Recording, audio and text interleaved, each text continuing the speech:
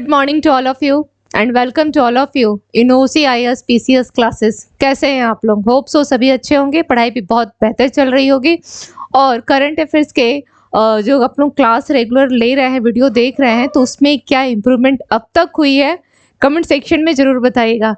आपको अपने आप में कैसा फील हो रहा है, क्योंकि क्लास में हम लोग क्या कर रहे हैं, क्योंकि क्लास जो रेगुलर चल रही हो तो चल ही रही है, उसके साथ साथ हम लोग रिवीजन भी बहुत ज़्यादा पॉइंट्स को कर रहे हैं, ठीक है, जो कि काफ़ी इंपॉर्टेंट होता है। साइंटिफिकली भी ये क्या है, प्रूव्ड है कि जितना आप पढ़ते हो एट द मोमेंट, यानी पढ़ाई के समय तो याद रहता है, लेकिन उसके बाद अगर आप देखेंगे तो क्या होता है, बहुत सारी चीज़ें जो है वो 86% करीब आप भूल जाते हैं। तो इसका सबसे बेहतर ऑप्शन क्या है, ज़्यादा से ज़्यादा रिवाइज करना, ठीक है। और एक स्टूडेंट है जिनका कमेंट आया था कि मैम क्लास को थोड़ा सा छोटा कर दीजिए। छोटा करने से क्या होगा, रिवीजन नहीं हो पाएगी, तो कोई मतलब नहीं। नए चीज़ों को केवल पढ़ेंगे और पीछे की चीज़ों को रिकॉल नहीं करेंगे तो कोई मतलब नहीं रह जाता फिर नया पढ़ने का, है ना। तो इस बहाने क्या होती है, हम लोग की कम से कम रिकॉल तो हो जाती है। तो कुछ पीछे की चीज़ों को देखते हुए, पीछे की चीज़ों को देखने का मतलब हो गया कि अगर सपोज कोई इंडेक्स आज दिया हुआ है तो उसमें हम लोगों ने पहले क्या इंडेक्स पढ़ा है उसको देखते हुए फिर आज के इंडेक्स को देखेंगे, तो ये एक तरह से रिवीजन हो जाएगा, ठीक है। तो इसकी ये बेनिफिट हमें कब मिलेगी, इसकी बेनिफिट हमें एग्जाम में मिलेगी। ओके, तो आइए और देखते हैं कि आज के हमारे इस करंट अफेयर के सेशन में एग्जामिनेशन पॉइंट ऑफ व्यू से कौन कौन से महत्वपूर्ण इश्यूज हैं, वन लाइनर फैक्ट्स भी दिए गए हैं, प्लस MCQs भी है, ठीक है। तो आते हैं फर्स्ट इश्यूज पे। फर्स्ट इश्यूज देख लेते हैं कि क्या है। चलिए, फर्स्ट इशू है ऊर्जा संक्रमण सूचकांक, ठीक है, जिसमें भारत की रैंकिंग कितनी है, 67th है। भारत की रैंकिंग कितनी है, 67th है। भारत की रैंकिंग को बताया गया है 67th ऊर्जा संक्रमण सूचकांक में। क्लियर? चलिए, यह किसके द्वारा जारी किया जाता है, यह ऊर्जा संक्रमण जो इंडेक्स है किसके द्वारा जारी किया गया है, विश्व आर्थिक मंच के द्वारा, यानी वर्ल्ड इकोनॉमिक फोरम के द्वारा इसको जारी किया जाता है। अब इसके तहत ये तो भारत की रैंकिंग तो 60 कितनी हो गई, 7th हो गई। तो नंबर 1 पे कौन है, यानी टॉप पे कौन है, शीर्ष पर कौन है, तो शीर्ष पर आपका है स्वीडन। शीर्ष पे कौन सा कंट्री है, स्वीडन है। स्वीडन जो है शीर्ष पर है। उसके बाद है आपका डेनमार्क, नॉर्वे, फिनलैंड और स्विट्जरलैंड। आप यहाँ पे देख रहे हैं स्वीडन को, केवल देखिए, थोड़ा सा ध्यान से देखिए, स्वीडन यहाँ पे आपको दिखाई दे रहा है इमेज में, ठीक है।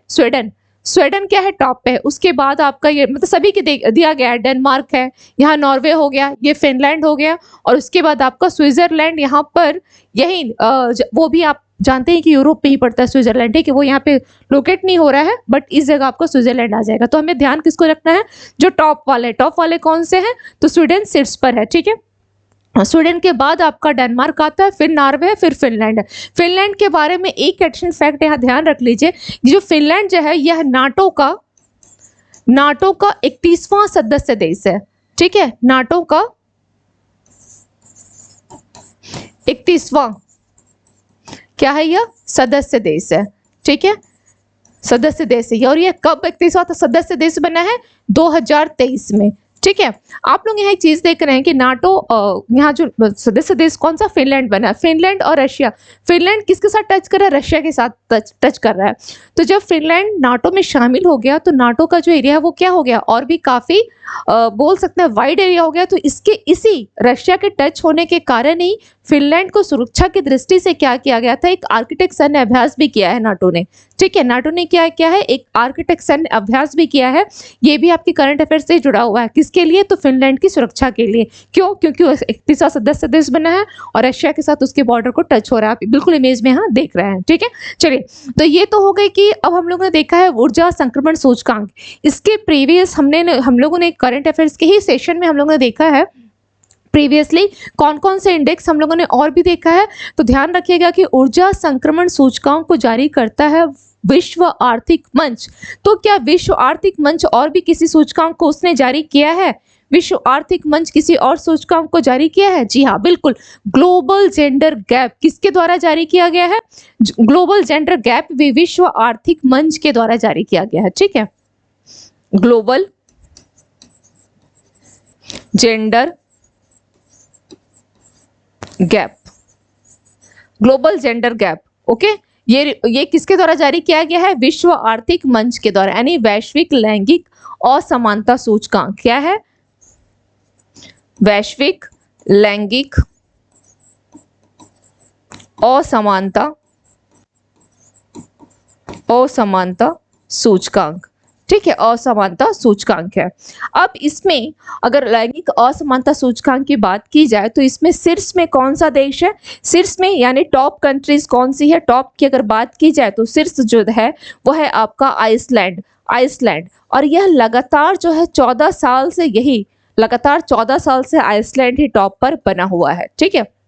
14 साल से मतलब ये हो गया कि वर्ल्ड इकोनॉमिक फोरम की जब रिपोर्ट आई थी, विश्व आर्थिक मंच की जब रिपोर्ट आई तो सबसे पहले 2006 में इस रिपोर्ट को प्रकाशित किया गया था। विश्व आर्थिक मंच द्वारा सबसे पहले 2006 में इसको प्रकाशित किया गया था। किसको? ग्लोबल जेंडर गैप रिपोर्ट को 2006 में प्रकाशित किया गया था, ठीक है। इसलिए अभी अगर आप काउंट करेंगे तो क्या हो गया, 14 साल हो गया है, तो लगातार 14 साल से आइसलैंड जो है शीर्ष पर बना हुआ है। अब हम लोग देख लेते हैं कि भारत की क्या स्थिति है। तो यहाँ पर इंडिया की अगर आप रैंकिंग देखेंगे तो इंडिया जो है 127 पोजीशन पर है, ठीक है, 127 पर है, जो कि लास्ट ईयर कितना था, 125 था। तो आपके पास एक सवाल यहाँ ये भी बनता है कि बीते वर्ष से इस बार इंडिया की रैंकिंग में 8 अंक का सुधार हुआ है। डायरेक्ट नहीं देके थोड़ा सा ऐसे ट्विस्ट कर देगा कि 8 अंक का सुधार हुआ है। तो इसके लिए हमें पता होना चाहिए कि बीते वर्ष इंडिया की रैंकिंग कितनी थी, तो 135 थी। यहाँ पे बिल्कुल लिख लीजिए 2023 में 127 है, 2022 में इंडिया की रैंकिंग 135 थी। तो जाहिर सी बात है 8 अंक का सुधार तो इस साल 127 होगा, ठीक है।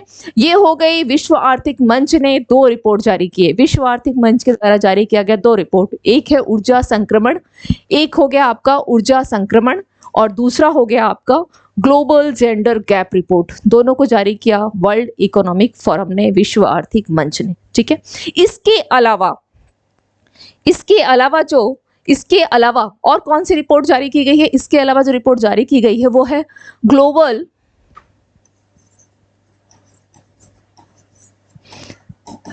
लिवेबिलिटी इंडेक्स, ठीक है, ग्लोबल लिवेबिलिटी इंडेक्स, ओके। और यह किसके द्वारा जारी किया गया है, यह EIU यानी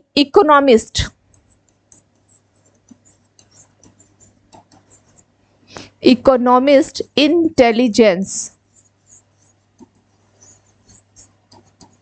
यूनिट, इकोनॉमिस्ट इंटेलिजेंस यूनिट के द्वारा इसको जारी किया गया। किसके द्वारा जारी किया गया, ये बहुत इंपॉर्टेंट है, ठीक है, ध्यान रखिएगा। ग्लोबल लिवेबिलिटी इंडेक्स में किसके द्वारा जारी किया गया है, EIU के द्वारा। यानी कहने का मतलब है कि सबसे रहने योग्य शहर जो है कौन सा है, ठीक है। तो यहाँ पर हम लोग देखेंगे इसके अनुसार जो सबसे रहने योग्य शहर है वो है वियना।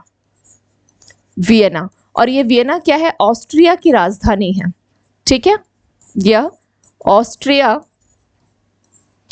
की राजधानी है, ठीक है। इसे क्या बोला गया है, सबसे रहने योग्य शहर, दुनिया का सबसे रहने योग्य शहर, ठीक है, सबसे रहने योग्य शहर। किसमें आप यहां लिख सकते हैं, थोड़ा सा और इसको कर दे, दुनिया का, ठीक है, दुनिया में अगर देखा जाए तो सबसे रहने योग्य शहर कौन सा है, मैं यहां लिख देती हूँ, दुनिया में भी मेंशन कर देती हूँ क्योंकि नोट्स बना रहे, कहीं भी मिस्टेक छोटी सी भी ना रहे। दुनिया में सबसे रहने योग्य शहर कौन सा है, वियना, ऑस्ट्रिया की राजधानी वियना, ठीक है। चलिए अब यहाँ पे देखते हैं कि भारत के कौन से शहर है जो रहने योग्य हैं। तो भारत के 5 शहर हैं और वो 5 शहर कौन कौन से हैं भारत के। सबसे पहले आएगा बेंगलुरु, ठीक है, उसके बाद आएगा अहमदाबाद, चेन्नई, दिल्ली, मुंबई, ठीक है। अगर बेंगलोर की बात की जाए तो बेंगलोर की रैंकिंग कितनी है, 148, 147, 144 चेन्नई, दिल्ली एंड मुंबई 141 रैंक है। दिल्ली एंड ये सब क्या है, ये सभी रैंक दिखाए गए हैं, ठीक है। लिवेबिलिटी इंडेक्स है, लिवेबिलिटी इंडेक्स जो रहने योग्य शहर है भारत के हैं कौन कौन से, बेंगलोर है भारत के, अहमदाबाद है, चेन्नई है, दिल्ली है, मुंबई है, और उनकी रैंकिंग आपको दी गई है। ठीक है, उनकी रैंकिंग आपको दी गई है। क्लियर? ये एक इंडेक्स हो गया। इसके अलावा और कौन सा इंडेक्स हम लोगों ने देखा है? इसके अलावा और कौन से इंडेक्स को हम लोगों ने चर्चा किया है? इसके अलावा है वर्ल्ड कॉम्पिटिटिवनेस इंडेक्स। ठीक है, इसको पहले आप लोग नोट्स बनाते हैं ना, किसी स्टूडेंट का कमेंट था कि मैडम थोड़ा आप साइड दे दिया कीजिए, तो उससे क्या होगा, जो नोट्स बनाता हूँ उसे लिखने में आसानी होती है, तो उसे बना ले।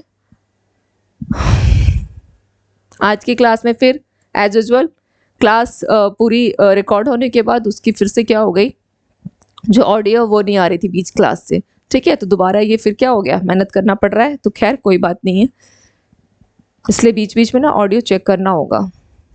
ठीक है, चलिए ये हो गई। अब हम लोग आते हैं नेक्स्ट पे। नेक्स्ट देख लेते हैं, नेक्स्ट कौन सा है, इसके साथ ही हम लोग देख लेते हैं वर्ल्ड कॉम्पिटिटिवनेस,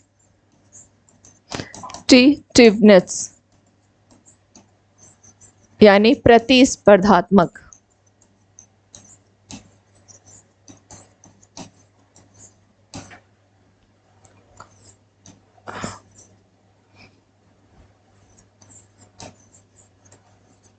ठीक है, यह किसके द्वारा जारी किया गया? वर्ल्ड कॉम्पिटिटिवनेस इंडेक्स जो है ये किसके द्वारा जारी किया गया है? IMD के द्वारा। IMD यानी international institute of management development, international institute for management development. ठीक है, मैनेजमेंट डेवलपमेंट, ओके, इसके द्वारा जारी किया गया है विश्व प्रतिस्पर्धात्मक सूचकांक को। ठीक है, अब इसमें अगर बात की जाए, टॉप में कौन सा है? टॉप कौन सा है इसमें? डेनमार्क। डेनमार्क टॉप पर है। डेनमार्क के बाद क्या आ जाएगा? Ireland. Okay, Ireland. And third में है आपका स्विट्जरलैंड।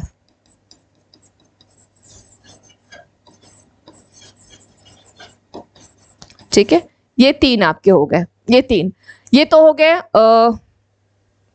वर्ल्ड लेवल पे हम देख रहे हैं ना। अब हमें देखना किस पे है? इंडिया की रैंकिंग देखनी है। अगर बात करें यहाँ इंडिया की, तो इंडिया की रैंकिंग कितनी है? 48th है, जो कि लास्ट ईयर यानी प्रीवियस ईयर्स कितनी थी? पहले कितनी थी? लास्ट ईयर कितनी थी यह रैंकिंग? लास्ट ईयर यह रैंकिंग थी 43। लास्ट ईयर रैंकिंग 43 थी, जो वर्तमान में कितनी है? तो वर्तमान में यह 40 है। तो क्लियर हो गया? ये क्लियर है? ठीक है, चलिए अब हम लोग आते हैं नेक्स्ट इश्यूज पे। नेक्स्ट इश्यूज क्या है? ये जितने भी इंडेक्स से रिलेवेंट जितने भी पॉइंट्स थे मैंने आपको बता दिया और एक जगह कर दिया। तो आज हम लोगों ने कौन कौन से इंडेक्स को देखा है? ध्यान रखिएगा, ऊर्जा संक्रमण सूचकांक और ग्लोबल जेंडर गैप यानी वैश्विक लैंगिक असमानता सूचकांक जो है जारी किया जाता है विश्व आर्थिक मंच के द्वारा। तो हम लोगों ने 2 इंडेक्स यहाँ देखा।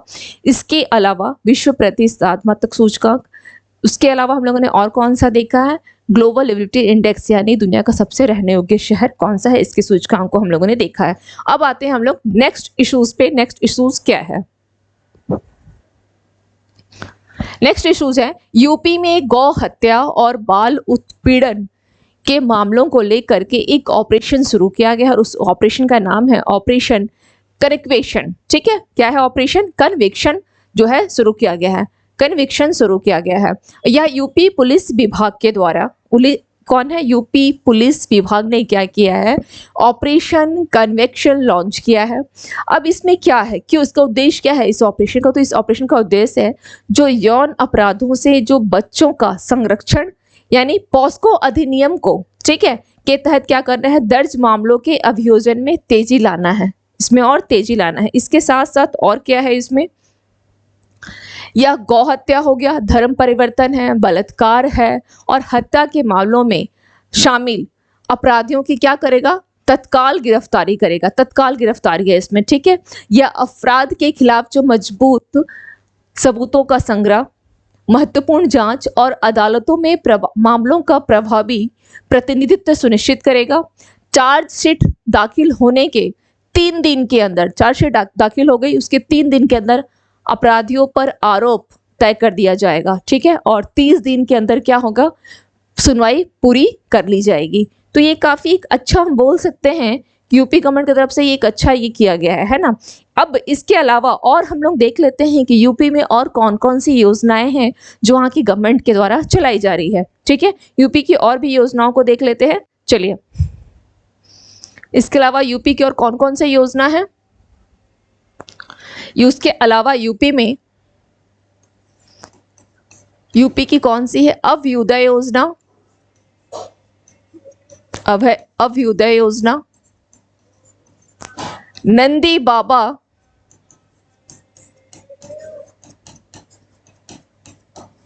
दूध मिशन,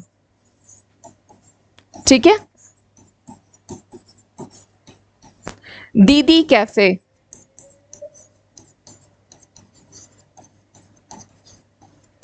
टिफिन पे चर्चा,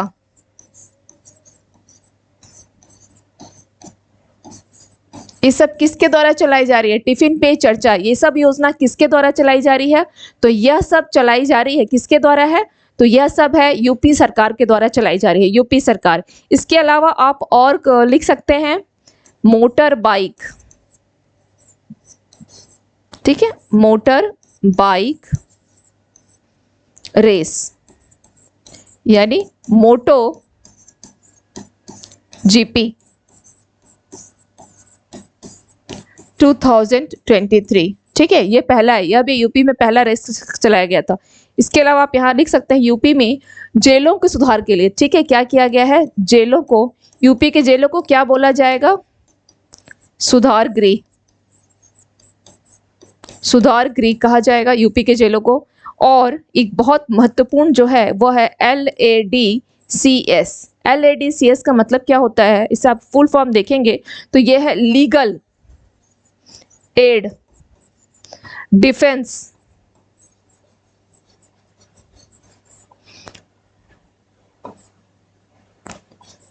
council system, okay, legal aid defence क्या हो जाएगा, legal aid defence council system, यानी ये किसके लिए है, इसको बहुत आसानी से समझना हो LADCS को, एक तो फुल फॉर्म याद रखिएगा, legal aid defence council system, दूसरा यह जरूरतमंद जो हैं, ठीक है, जो जरूरतमंद व्यक्ति है उन लोगों को, जरूरतमंदों को मुफ्त कानूनी सलाह, क्या करेगा, मुफ्त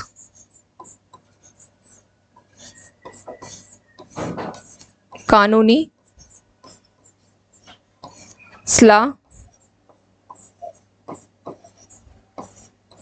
प्रदान करेगा, ठीक है, जरूरतमंदों को क्या करेगा, मुफ्त कानूनी सलाह प्रदान करेगा। तो ये जितनी भी योजनाएं, इसके अलावा और भी योजनाएं हैं जरूर मिलेंगी, लेकिन फर्दर अब आप अभी से क्या करेंगे और आज से, ठीक है, इस वीडियो को देखने के बाद यूपी की जितनी भी योजना है उन सभी को, इसको बिल्कुल ध्यान रख लीजिएगा। इसके अलावा और भी जो मुझे मिलेंगे कि हाँ ठीक है आपको ये भी लिखना चाहिए, वो मैं बता दूंगी, उसको भी उसमें एक जगह नोट बना करके उसको ऐड करते चलिएगा, ठीक है, एग्जाम में ताकि आए तो कहीं पे भी कोई मुश्किल ना हो। यूपी से रिलेवेंट ये सभी योजनाएं हैं जो यूपी सरकार के द्वारा चलाई जा रही है। क्लियर? चलिए अब हम लोग आते हैं नेक्स्ट इशूज पे। नेक्स्ट इशूज क्या है, लद्दाख में मनाया जा रहा है हेमिस मठ महोत्सव। कहाँ का है यह हेमिस मठ महोत्सव, कहाँ का है, तो यह लद्दाख में मनाया जा रहा है, लद्दाख में, ठीक है, हेमिस मठ महोत्सव, ठीक है। और हेमिस मठ महोत्सव को ही हेमिस तसेसु के नाम से भी जाना जाता है, ये हेमिस तसेसु के नाम से भी। ओके चलिए देख लेते हैं।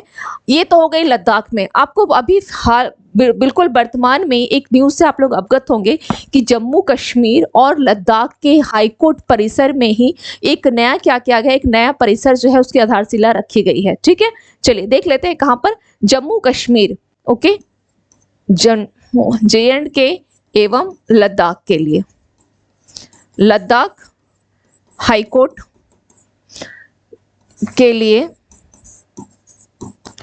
नए परिसर कहाँ किया गया है, नए परिसर की आधारशिला कहाँ रखा गया है, रायका क्षेत्र में, रायका क्षेत्र में, ठीक है, रायका क्षेत्र में, जम्मू के ही श्रीनगर में क्या का अमित शाह जी ने क्या किया है, बलिदान स्तंभ का उद्घाटन। बलिदान स्तंभ कहां पर है, श्रीनगर। ठीक है, अब बात करते हैं यहाँ पे जिस तरह से यहाँ पे हैमिस मठ उत्सव मनाया जा रहा है, उसी प्रकार से जम्मू कश्मीर का क्या है, लेवेंडर महोत्सव। ठीक है, एक याद रखिएगा, जम्मू कश्मीर का ही क्या है, लेवेंडर महोत्सव है, लेवेंडर महोत्सव। ओके, लेवेंडर, ये भी जम्मू कश्मीर का ही है, लेवेंडर महोत्सव। ओके, लेवेंडर महोत्सव। उसके अलावा आप देख लेंगे जुले लद्दाख, जुले लद्दाख, ये किसके द्वारा है, भारतीय नौसेना का कार्यक्रम है, भारतीय नौसेना का कार्यक्रम है जुले लद्दाख। इसके अलावा एक बहुत इंपॉर्टेंट है जो पूर्वी लद्दाख में किया गया है, कहां पर, पूर्वी लद्दाख में, लिख दे रही हूं, पूर्वी लद्दाख में। और वो क्या है, आग्नेय अस्त्र, आग्नेय अस्त्र प्रथम। ये क्या है, सैन्य अभ्यास है, ये क्या है, सैन्य अभ्यास है। ठीक है, सैन्य अभ्यास है। ये सभी जो है जम्मू कश्मीर से रिलेवेंट है। इसके अलावा यहाँ पर एक और आप लिख सकते हैं, वार्षिक खीर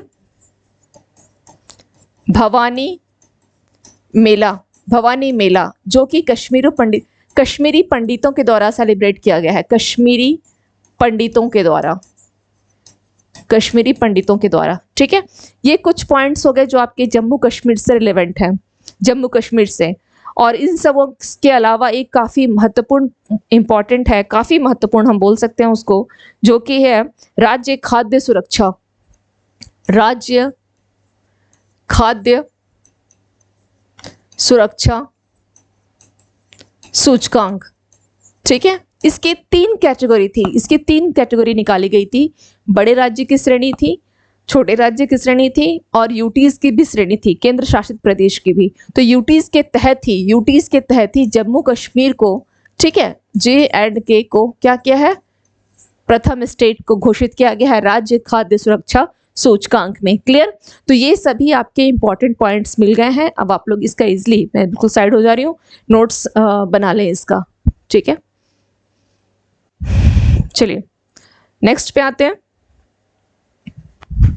नेक्स्ट इश्यूज क्या है वो देख लेते हैं। नेक्स्ट इश्यूज क्या है, 2024 QS वर्ल्ड यूनिवर्सिटी रैंकिंग, ठीक है, में IIT बॉम्बे को दुनिया में 149th जो है वो पोजीशन दिया गया है। लेकिन अगर भारत की बात की जाए तो भारत का यह पहला है, किसमें, QS वर्ल्ड यूनिवर्सिटी रैंकिंग में। एक्चुअली इन दिनों क्या किया गया है, NIRF ने अपनी रैंकिंग जारी की है, एशियन यूनिवर्सिटीज़ ने भी अपनी रैंकिंग जारी कर दी है, और अब QS वर्ल्ड यूनिवर्सिटी रैंकिंग भी जारी हो गई है। तो सबसे पहले इसको देख लेते हैं, फिर हम आगे 2 पे भी चर्चा कर लेंगे। ठीक है, देखते हैं।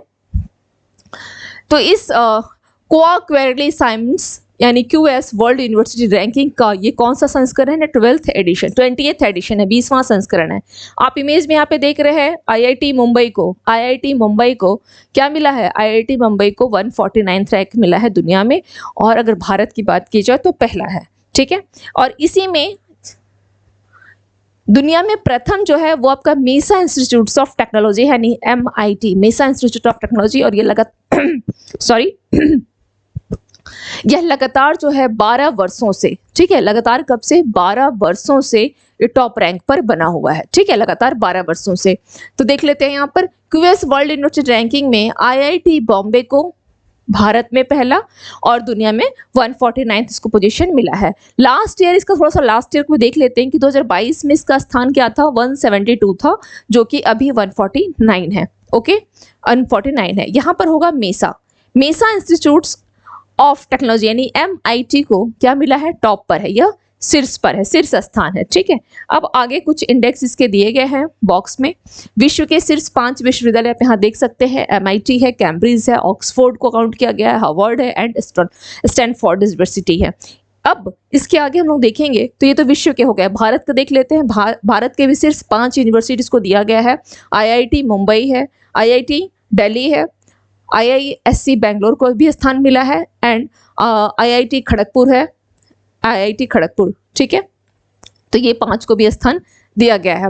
अब इसके अलावा हम लोगों ने क्या देखा, ये क्यूएस वर्ल्ड यूनिवर्सिटी रैंकिंग। अब हम लोग थोड़ा सा एनआईआरएफ को भी देख लेते हैं, एनआईआरएफ की जो रैंकिंग है उसको भी देख लेते हैं। तो यहाँ सबसे पहले पॉइंट हम लोग लिखते हैं एनआईआरएफ में, ठीक है, यानी नेशनल इंस्टीट्यूट रैंकिंग फ्रेमवर्क जो है, इसमें ये किसकी है, नेशनल है यानी राष्ट्रीय है, तो इसमें आईआईटी जो मद्रास है वो फर्स्ट पोजीशन पर है, आईआईएससी बेंगलुरु यह सेकंड पोजीशन पर है, आईआईटी दिल्ली ये थर्ड पोजीशन पर है, ठीक है। ये तो हो गई एनआईआरएफ रैंकिंग की। अगर हम एशिया यूनिवर्सिटीज की जो बात करें, एशिया यूनिवर्सिटीज की, ठीक है, एशिया यूनिवर्सिटीज की बात करते हैं तो इसमें टॉप पर कौन सा होगा, इसमें चीन का, ठीक है, चीन की कौन सी है, चीन की सिंघुआ यूनिवर्सिटी है, चीन की सिंघुआ यूनिवर्सिटी है, चीन की सिंघुआ यूनिवर्सिटी है, जो कि लगातार 4 सालों से टॉप पे बनी हुई है। और चीन की ही पैकिंग यूनिवर्सिटी है, वो भी कहाँ की है, चीन की ही पैकिंग यूनिवर्सिटी, यह लगातार 4 सालों से दूसरे नंबर पर है, ठीक है। पूरे एशिया की, केवल हम एशिया में जितने भी यूनिवर्सिटी उसमें देखा जाए तो सबसे टॉप पर है चीन का सिंघुआ। अगर एशिया में देखा जाए तो भारत की किस यूनिवर्सिटीज को रखा गया है, भारत की कौन सी यूनिवर्सिटीज टॉप पर है पूरे एशिया में, तो वह है आपका आईआईएससी बेंगलुरु, ठीक है। ये भारत में तो टॉप पर है, भारत की यूनिवर्सिटीज में टॉप पर है, भारत की यूनिवर्सिटीज में टॉप पर है, लेकिन पूरे एशिया के अंतर्गत, पूरे एशिया में बोला जाए कि भारत का सबसे टॉप यूनिवर्सिटी कौन सा है, आईआईएससी बेंगलोर। लेकिन अगर पूरे एशिया के हिसाब से अगर देखा जाए, पूरे एशिया में इसकी क्या रैंकिंग है, तो यह हो जाएगा 48th रैंक है, क्लियर, 48th रैंक है, 48th रैंक है, ठीक है, 48th। आप लोग इस जो रैंकिंग है यूनिवर्सिटी की रैंकिंग क्यूएस को, चाहे एनआईआरएफ हो या फिर आपका एशिया यूनिवर्सिटीज है, ठीक है, इन तीनों की रैंकिंग को लेकर के कहीं भी कोई डाउट हो तो कमेंट सेक्शन में बिल्कुल मुझे मैसेज कीजिएगा, मैं फिर से बता दूंगी अगर थोड़ा भी कंफ्यूजन हो तो, ठीक है। चलिए अब आते हैं हम लोग नेक्स्ट इश्यूज पे, नेक्स्ट इश्यूज पे आते हैं। नेक्स्ट इश्यूज क्या है,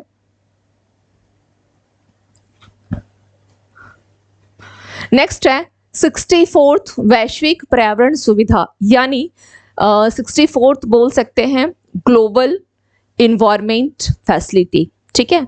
इस परिषद की, इस काउंसिल की जो बैठक है वो कहाँ की गई है, वह की गई है आपकी ब्राजील में। कहाँ की गई है, वो ब्राजील में आयोजित की गई है, ठीक है। अब सुविधा की तो बात है, बैठक क्या है, पर्यावरण सुविधा की, तो इस सुविधा में क्या क्या सुविधा जो है वो दिया गया है देख लेते हैं, ठीक है। क्या कौन कौन सी सुविधा दी गई है, तो जैव विविधता पर यानी बायोडायवर्सिटी पर $653 मिलियन जो है वो खर्च किए जाएंगे, क्लियर।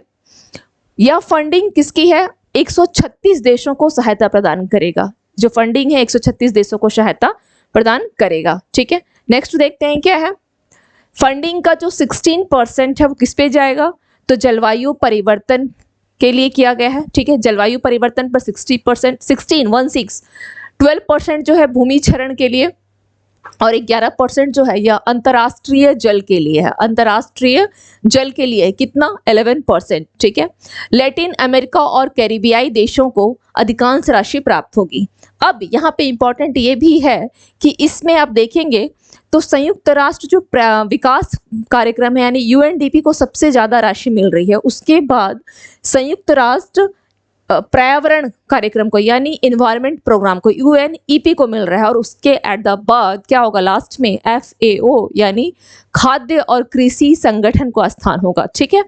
सबसे अधिक धन उस किसको मिल रहा है, यूएनडीपी को। इस क्वेश्चन को एग्जाम में अगर पूछेगा तो किस प्रकार से पूछ सकता है, आपके पास एक क्वेश्चन में सब क्वेश्चन दिए होंगे, होता है ना कि एक क्वेश्चन बड़ा सा दिया है, उसके अंदर अगर 4 कैटेगरी होती है 1 2 3 4, उसमें पूछेगा कि चारों सही है, 3 सही है, 2 सही है, 1 सही है, इस प्रकार से कुछ ऐसा देगा। तो इसके जितने भी पॉइंट्स मैंने यहाँ पे दिए हैं इन सभी पॉइंट्स को ध्यान रखना है, ओके। चलिए अब आते हैं नेक्स्ट इश्यूज पे। राष्ट्रीय सांख्यिकी दिवस 29 जून को मनाया जाता है, और क्यों मनाया जाता है, क्योंकि उस दिन क्या है, प्रशांत चंद्र महालनोबिस की बर्थडे के दिन इनको मनाया जाता है, ठीक है, इनके जन्मदिन पर मनाया जाता है। अब इनका जन्मदिन 29 जून तो है, लेकिन ईयर कौन सा है? 1893। इसका ईयर कौन सा है? इनका 1893 है। ओके, यह दिन सांख्यिकी और आर्थिक नियोजन के क्षेत्र में उनके द्वारा क्या है, किए गए योगदान के सम्मान में मनाया जाता है। उन्हें भारतीय सांख्यिकी का क्या बोला जाता है? जनक। तो एक सवाल यहाँ ये भी बनता है, इकोनॉमिक्स में पूछता भी है कि भारतीय सांख्यिकी का जनक किसे कहा जाता है? तो पीसी कौन है? महालनोबिस, यानी प्रशांत चंद्र महालनोबिस को कहा जाता है, ठीक है।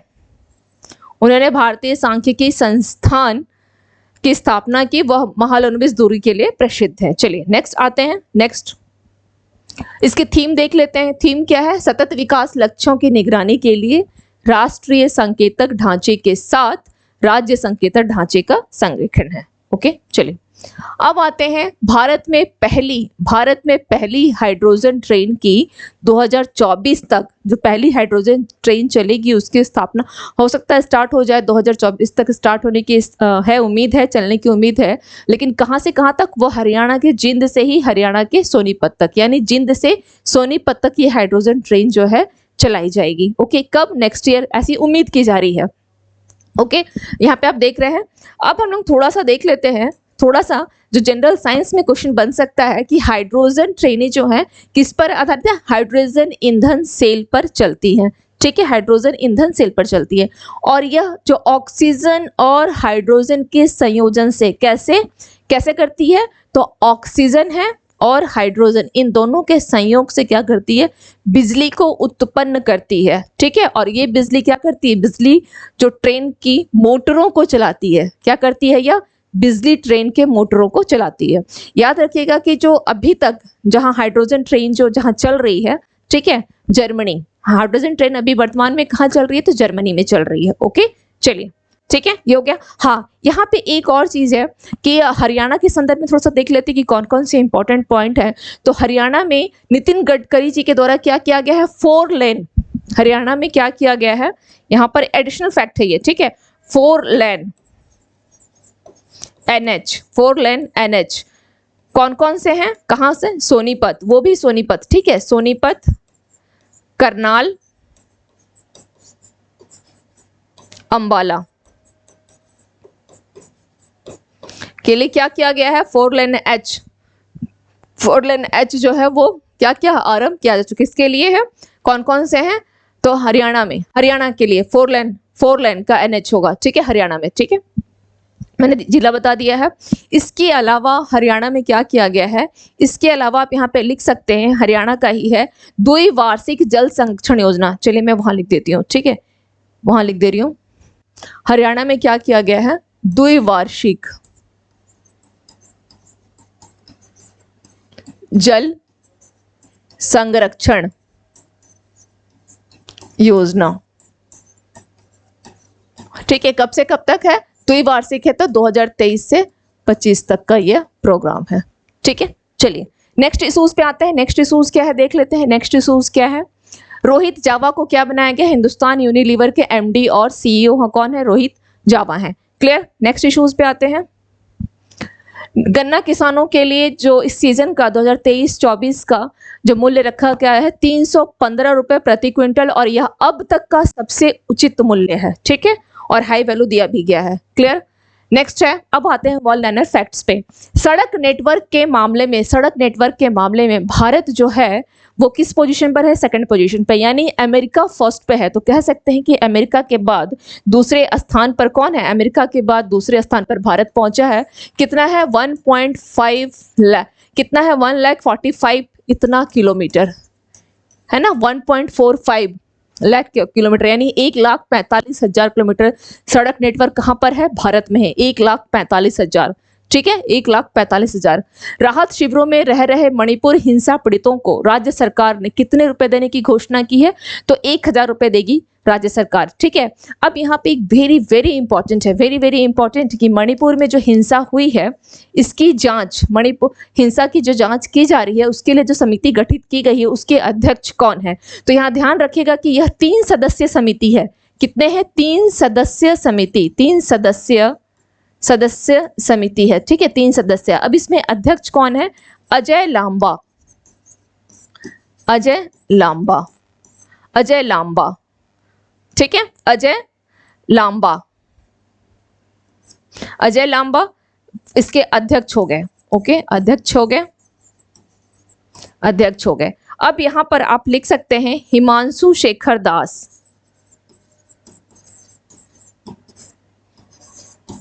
ये इसके अन्य सदस्य हो गए। हिमांशु शेखर दास, दो सदस्य हैं ना, और दूसरे हैं आलोक प्रभाकर।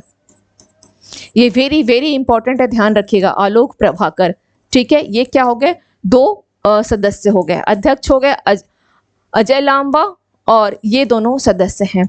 एक और बात बता दूं यहाँ पर, अजय लांबा और अजय जो कह सकते हैं बंगा, ठीक है, बंगा में और लांबा में कंफ्यूज मत कीजिएगा, अजय बंगा भी है और अजय लांबा भी है। अजय लांबा जो है मणिपुर हिंसा की जांच के लिए कमेटी गठित की गई, जो कि 6 महीने में अपनी रिपोर्ट को देंगे। लेकिन अजय बंगा मैं यहाँ पे लिख दे रही हूँ, कंफ्यूजन मत कीजिएगा, ठीक है। अजय बंगा कौन है, Ajay Banga, so many times I told in class, so many times, Ajay Banga कौन है, तो अजय बंगा जो है, अजय बंगा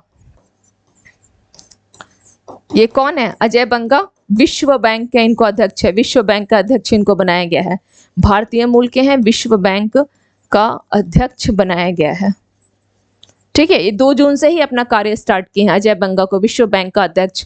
और यह जो आप अजय लंबा देख रहे हैं, यह गुवाहाटी हाई कोर्ट के रिटायर्ड यानी कह सकते हैं पूर्व मुख्य जस्टिस रह चुके हैं, ठीक है, पूर्व मुख्य जस्टिस रह चुके हैं, गुवाहाटी हाई कोर्ट से हैं, गुवाहाटी हाई कोर्ट के, तो एकदम बिल्कुल कंफ्यूज मत कीजिएगा। और विश्व बैंक का गठन की बात की जाए तो 1944 में विश्व बैंक का गठन हुआ है। क्लियर, अध्यक्ष कौन है, अजय बंगा और अजय लंबा, हमने दोनों इसलिए एक जगह लिखा है ताकि कंफ्यूज, ये अगर एग्जाम में पूछा तो अजय बंगा का नाम जरूर आएगा, ठीक है, क्योंकि कंफ्यूजन यही होना है।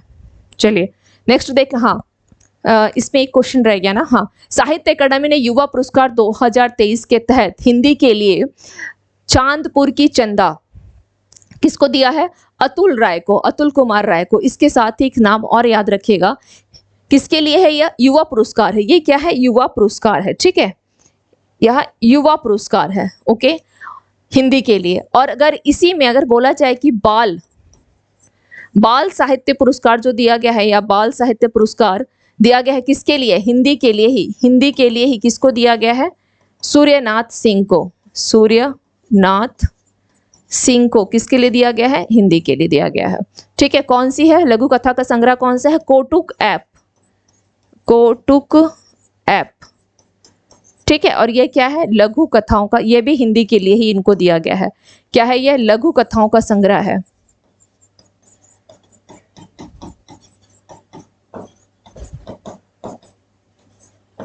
क्लियर, लघु कथाओं का संग्रह है, ठीक है। चलिए नेक्स्ट देख लेते हैं। पहले में एक बार चेक करना होगा कि वीडियो चल रही है, ऑडियो भी है, ठीक है। चलिए, भारत ने बर्लिन में स्पेशल ओलंपिक वर्ल्ड गेम्स 2023 में कुल कितने मेडल जीते हैं, 200 मेडल जीते हैं। आईसीआईसीआई ओडी वर्ल्ड कप 2023 का फाइनल मैच किस राज्य में खेला जाएगा, तो यह अहमदाबाद नरेंद्र मोदी स्टेडियम। सुगम्य सहायक योजना किस राज्य की है, तो यह नई दिल्ली की है, ठीक है, राजधानी दिल्ली। आहार अनुदान योजना किस राज्य से जुड़ी हुई है, आहार अनुदान एमपी से है। और CM learn and earn scheme MP की है। एमपी का सांची शहर ही पहला क्या है, सौर शहर भी है। वेस्टइंडीज महिला क्रिकेट टीम के अंतरिम मुख्य कोच नियुक्त हुए हैं, क्या नाम है, रॉबर्ट सैमुअल्स। अमेरिकी संसद को 2 बार, इस संसद को 2 बार संबोधित करने वाले जो हैं, 2 बार संबोधित किसने किए हैं, दुनिया के तीसरे और भारत के पहले नेता प्रधानमंत्री मोदी जी हैं। भारत के पहले नेता हैं जो इन्होंने 2 बार संबोधित किया है, ठीक है।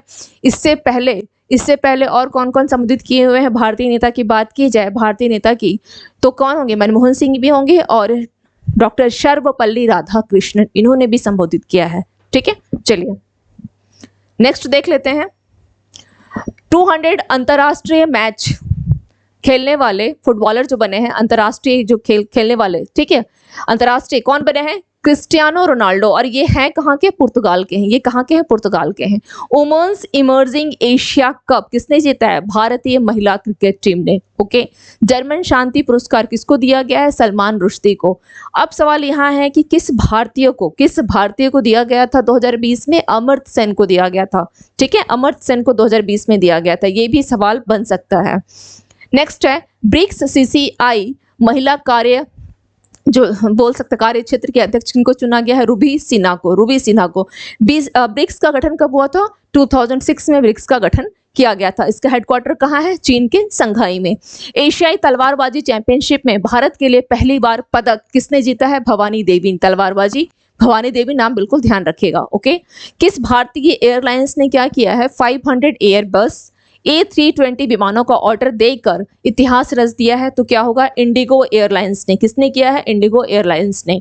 अब आते हैं हम लोग आज के एमसीक्यूज पे। फर्स्ट एमसीक्यूज है, किस राज्य सरकार ने कहां पर? साणंद में सेमीकंडक्टर असेंबली और परीक्षण सुविधा स्थापित करने के लिए अमेरिकी चिप निर्माता जो फर्म है माइक्रोन, क्या नाम है? Micron technology. इस पे भी सवाल बन सकता है। कभी हो सकता है कि इस फर्म को पूछ ले। तो क्या नाम है? माइक्रोन टेक्नोलॉजी के साथ समझौता ज्ञापन पर हस्ताक्षर किया है। तो कौन सी राज्य सरकार ने किया है? तो ये गुजरात राज्य सरकार का है। तो आंसर डायरेक्ट क्या हो जाएगा? Gujarat. Yes, option A is your right answer, option A. Next question पे आते हैं। 64th यानी वैश्विक पर्यावरण सुविधा, ठीक है, इस परिषद की जो बैठक की मेजबानी किस देश ने की है? भारत है, चीन है, ब्राजील है, फ्रांस है। तो इसका राइट आंसर क्या हो जाएगा? इसका राइट आंसर हो जाएगा Brazil. Just a minute.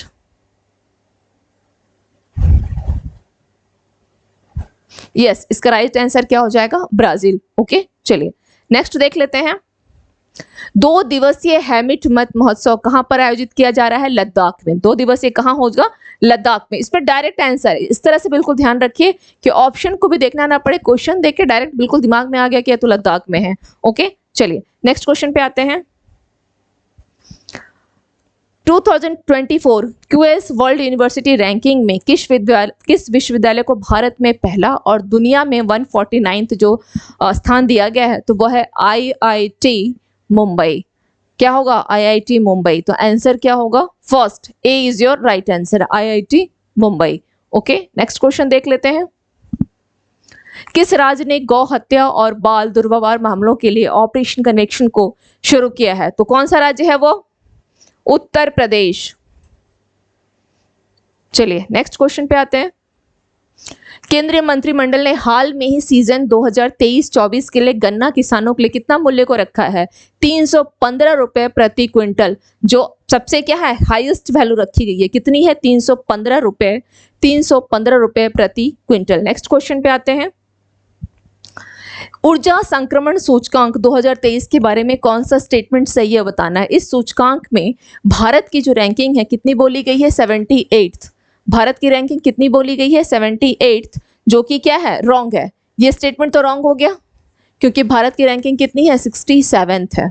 Next statement है ऊर्जा संक्रमण सूचकांक में स्वीडन शीर्ष पर है। ये सही है, तो हमारा आंसर क्या होगा? केवल बी। नेक्स्ट क्वेश्चन पे आते हैं। राष्ट्रीय सांख्यिकी दिवस हर साल किसके जन्मदिन पर मनाया जाता है? तो प्रशांत चंद्र महालनोबिस। क्या होगा आंसर? प्रशांत चंद्र महालनोबिस। क्लियर? चलिए नेक्स्ट पे आते हैं। हिंदुस्तान यूनिलीवर के नए एमडी और सीईओ कौन बने हैं? हिंदुस्तान के यूनिलीवर के, तो क्या नाम आएगा? अमित कुमार सिंह, हरि मेनन, विपुल पारेख, रोहित जावा। तो क्या नाम आएगा? रोहित जावा को बनाया गया है। ठीक है।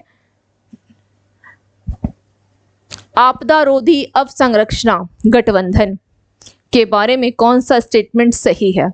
CDRI को सितंबर 2020 में न्यूयॉर्क में लॉन्च किया गया था। ये स्टेटमेंट रॉन्ग है। इसको 2019 में लॉन्च किया गया था। ठीक है, 2019 में मोदी जी के द्वारा लॉन्च किया गया था। 2019 होगा, तो ये स्टेटमेंट रॉन्ग है। CDRI जलवायु परिवर्तन और आपदा लचीलापन मामलों में वैश्विक नेतृत्व की भूमिका प्राप्त करने के फ्रांस के प्रयासों का हिस्सा है। बिल्कुल सही है, स्टेटमेंट सही है। इसका आंसर हो जाएगा बी। तो आज की क्लास के MCQs issues, one liner facts complete हो गया। इससे रिलेवेंट कोई भी अगर डाउट हो कमेंट सेक्शन में आप लोग बिल्कुल कमेंट कर सकते हैं और अपने सुझाव भी दे सकते हैं। आपके सुझाव आपके साथ साथ जो अदर स्टूडेंट्स हैं, जितने भी अदर्स क्लासेस ले रहे हैं, अदर स्टूडेंट्स क्लासेस ले रहे हैं, उन सभी के लिए क्या होगा, उनके लिए भी ये हेल्पफुल हो जाएगी, है ना, उनके लिए भी एक मार्गदर्शन का ही काम करेगा। तो अपने सुझाव को बिल्कुल शेयर करें विदाउट एनी हेजिटेशन, बिना किसी झिझक के।